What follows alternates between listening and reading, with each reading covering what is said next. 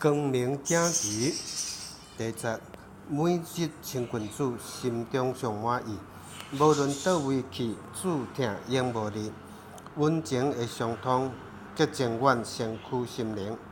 真诚的交陪，真开阔，入光明境地。第二，每日少念主，心内上介意。无论啥代志，主牵教指示。心灵的光照，指点阮行事为人。真理若开启，就通达探光明道理。第三，每日敬拜主，心灵上欢喜。无论欠啥物，主阮会补填。圣神的感动，超正阮关系作为。敬虔若练成，就提升，显光明智慧。第四，每日跟对主，心情上得意。无论做啥物，主义做了你。